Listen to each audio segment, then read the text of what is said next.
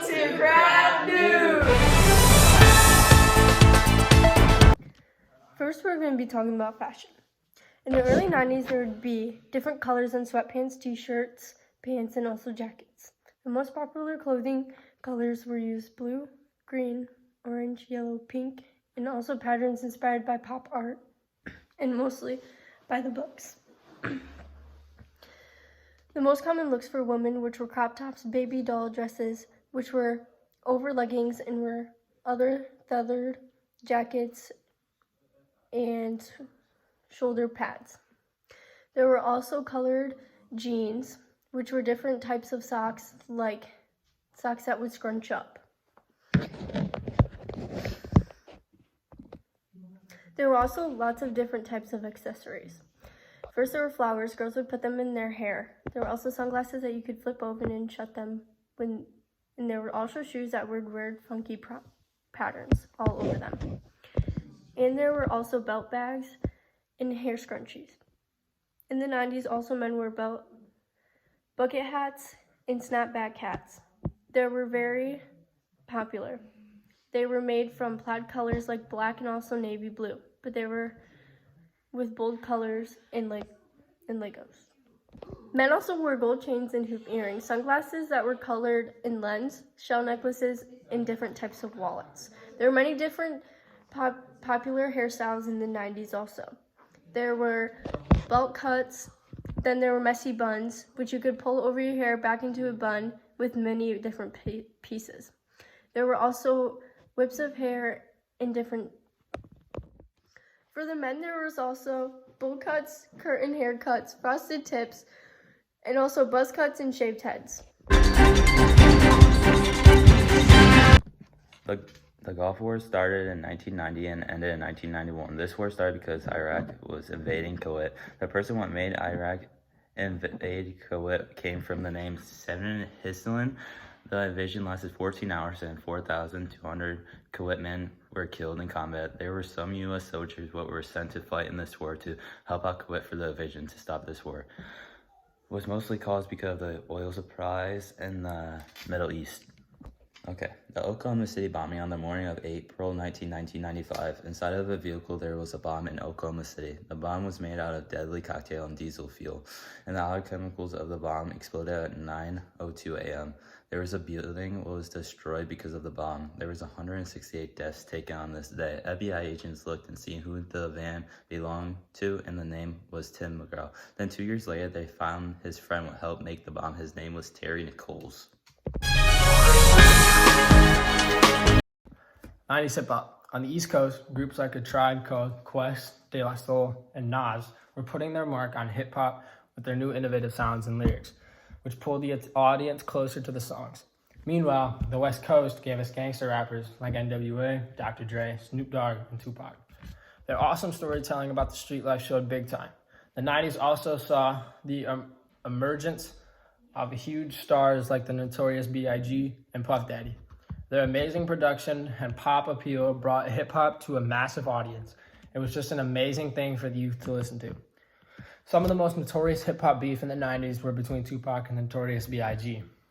The two were the face of the 90s hip-hop at the moment, and they were inseparable, until Biggie Smalls and Tupac were starting to argue a lot. Tupac had a reason to believe that Biggie's crew were involved in an incident that happened a while back, which made Biggie and Tupac's life end the beef for good.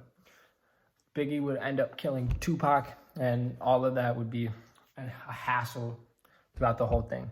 So that's 90s hip-hop. We're talking about Haiti in the 1990s. Haiti was in southeastern Europe. The Middle East imposed embargo on Haiti. Haiti refugees fled to the U.S. in 1991. Haiti overthrew their first democratically elected president in 1991. This caused Haiti to spiral into one of its worst crises. During 1991 to 1994, Haitians piled into boats that were not the safest to travel the sea to seek asylum in the U.S. Clinton followed the policy of George H.S. Bush and sent the immigrants back to Haiti. The Haitians' refugee policy It had many changes and legal maneuvering in response to a public relation campaign by human rights activists. Because of this, more than 30,000 Haitians were kept in a legal limbo at the U.S. naval base in Guantanamo Bay, Cuba. There was a conflict in Kosovo, which was about ethnic Albanians who opposed ethnic Serbians and the government of Yugoslavia and Kosovo. The conflict was resolved by NATO, North Atlantic Treaty Organization, just because the 90s in Rahim Rugova, the leader of the ethnic Albanians in the region of Kosovo, initiated a policy of nonviolent protests against the abolishment of the region's constitutional state of being by the Serbian Republic. In 1998, the KLAs could have been a substantial armed uprising. Serbian police and Yugoslav armed forces tried to take over that region. In 1992 to 1995, there was an ethnically rooted Bosnian War.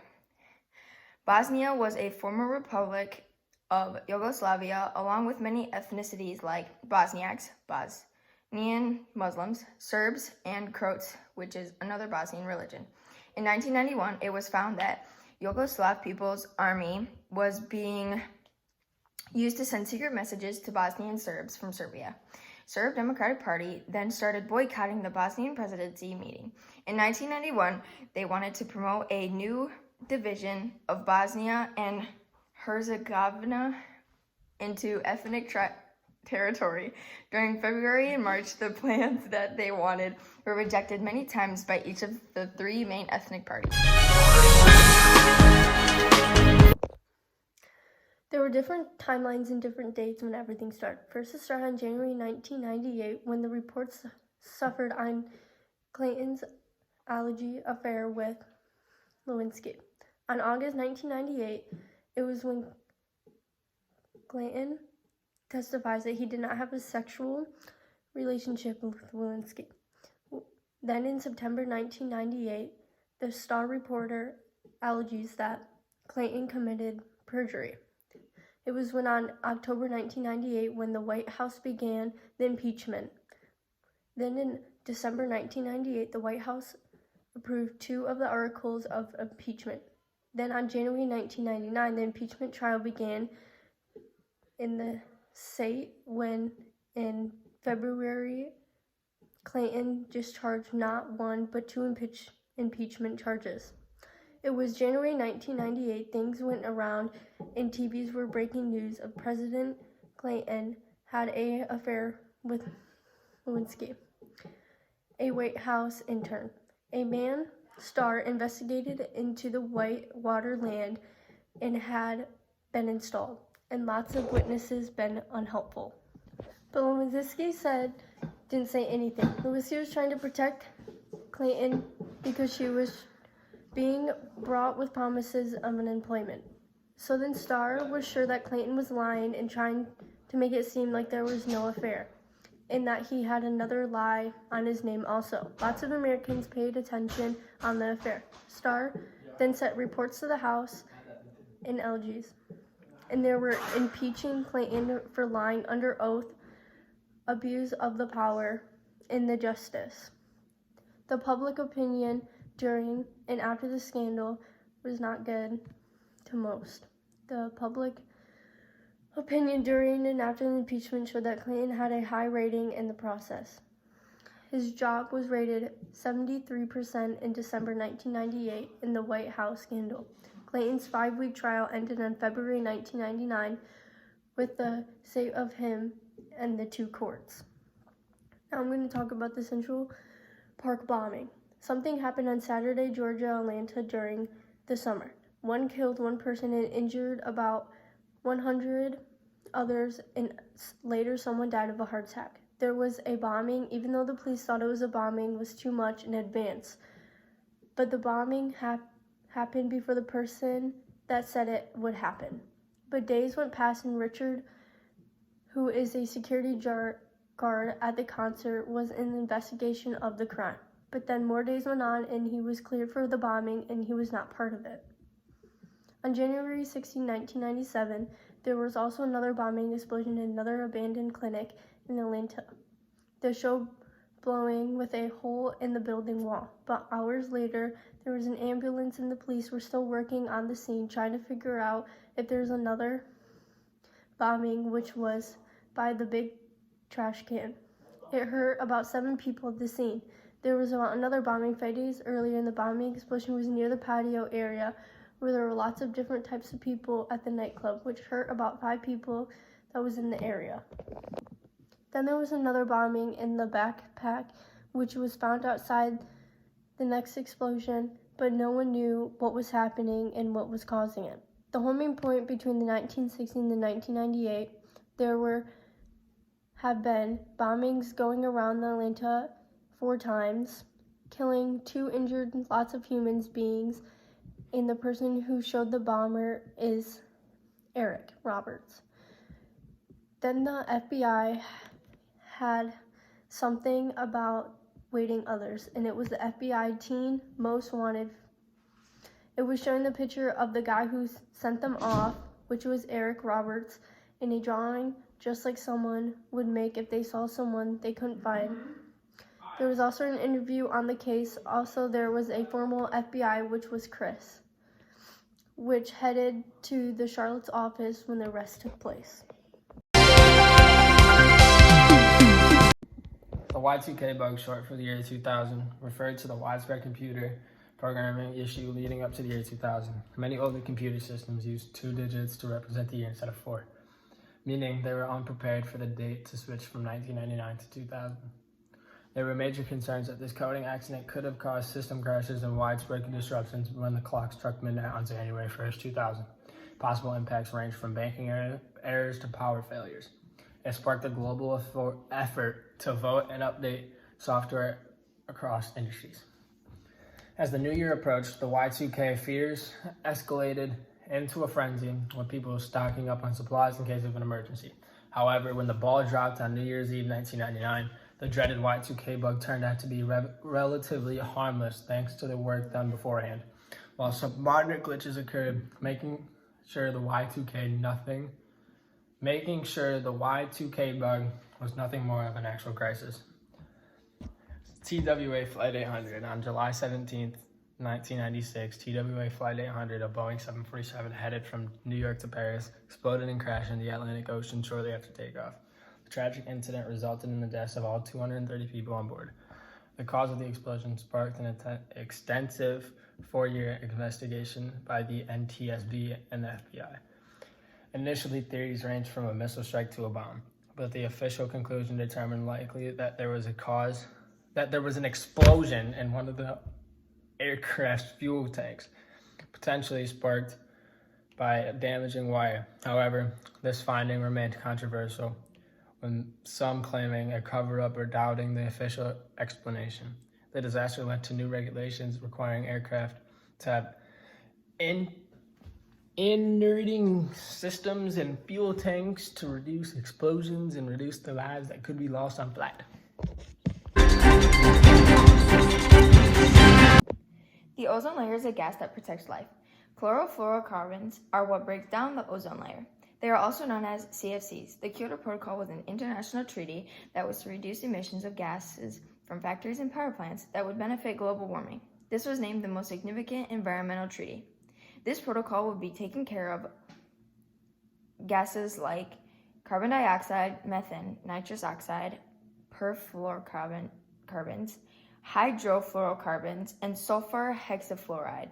It would also affect the energy balance, which would lead to an increase in global average temperature.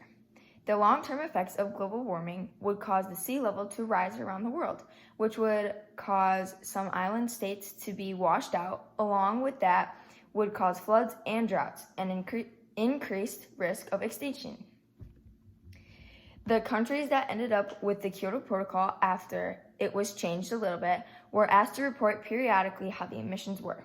In 2012, there was a Doha Amendment that was to the Kyoto Protocol, which was adopted for a second commitment period. This lasted until 2020. The Kyoto Protocol ended up being adopted in 1997, owing to a complex ratification process. There are currently 192 parties to the Kyoto Protocol. The Kyoto Protocol is an annexed-based structure and only binds developed countries that places a heavier burden on them, because it shows it is their responsibility for very high gas level or the GHG emissions. During the first committed period, 37 countries and economies in transition, along with European communities, to reduce GHG, greenhouse gases, emissions to 5% against 1990 levels. The second period, they committed to 18% below 1990 levels. Skipping to the 8th period from 2013 to 2020, the protocol came with a very highly monitoring system for the emissions, along with a review and verification system, adding a compliance system to ensure truth and hold the parties to their standards. There were registry systems, international transaction, log, reporting, compliance, adaptation fund, which kept track of all the information about the parties and the emissions of the countries and make sure they're telling the truth.